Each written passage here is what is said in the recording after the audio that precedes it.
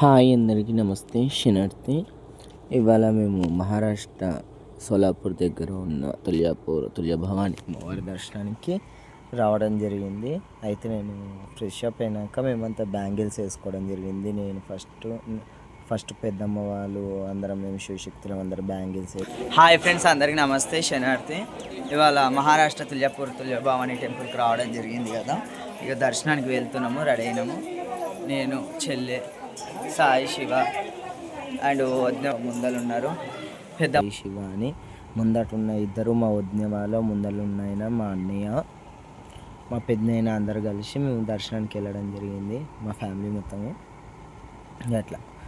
మా చెల్లె ఇక అన్న పిల్లలు, ఇద్దరు అన్న పిల్లలు అందరు కానీ వెళ్ళడం జరిగింది టెంపుల్కి, మా భవానీ టెంపుల్కి. ఇక్కడ నేను గోముఖ్ తీర్థ్ కాడికి వచ్చినాం. ఫస్ట్ మనం గుళ్ళకి ఎంటర్ కాగానే మనకు రైట్ సైడ్లో గోముఖ్ తీర్థ్ అనేది ఉంటుంది.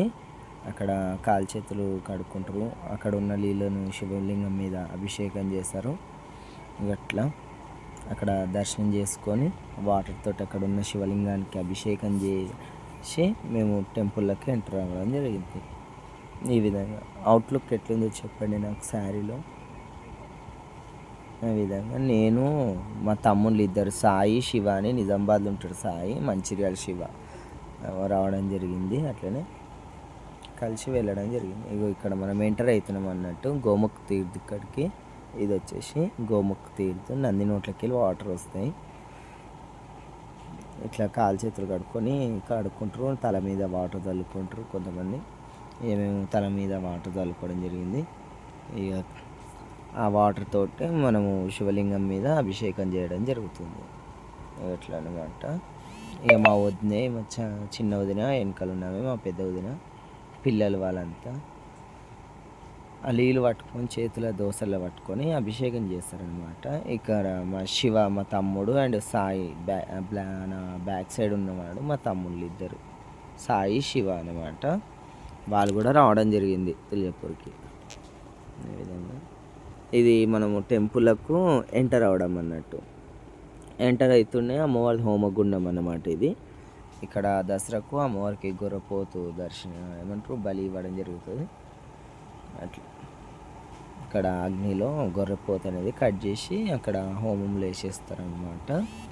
ఇదంతా వచ్చేసి టెంపుల్ సరౌండింగ్ అనమాట. మెయిన్ టెంపుల్ చుట్టూ ప్లేస్ అనమాట.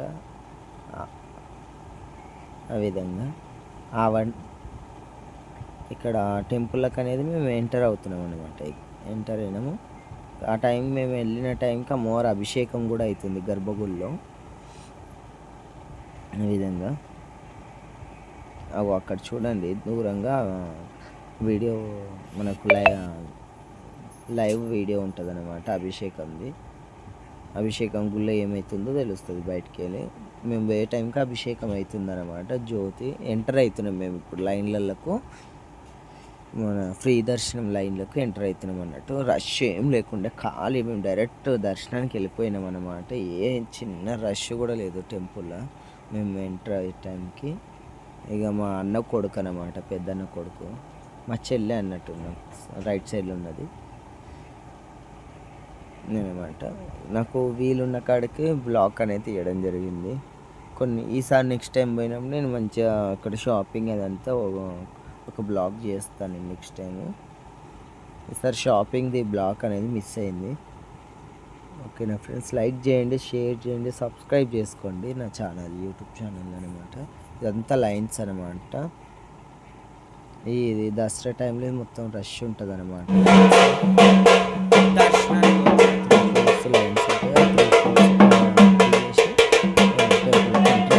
మెయిన్ గర్భగుడి అనమాట. ఇది ఎంటర్ అయ్యి ఇంకా దర్శనం చేసుకొని అమ్మవారు మంచం అన్నమాట. ఇది ఇక్కడ తీరుతుంది అమ్మవారు గర్భగుడిలోకి వెళ్ళి. ఇప్పుడు సండే తెచ్చి ఇక్కడ పండ పెడతారనమాట విగ్రహాన్ని. అక్కడ ఉంది కదా పిక్లా, ఆ విధంగా. ఇక మా వదిన వాళ్ళు, మా పిల్లలందరూ హైలైట్ అమ్మవారి దర్శనం జరిగింది మాకు. ఇది రష్ ఏం లేకుండే టెంపుల్ బ్యాక్ వెళ్ళిపోయి వచ్చేసినాం. అభిషేకం టైంకి అమ్మవారి అభిషేకం టైంకి దర్శనం చేసుకుని రావడం జరిగింది. చూస్తారు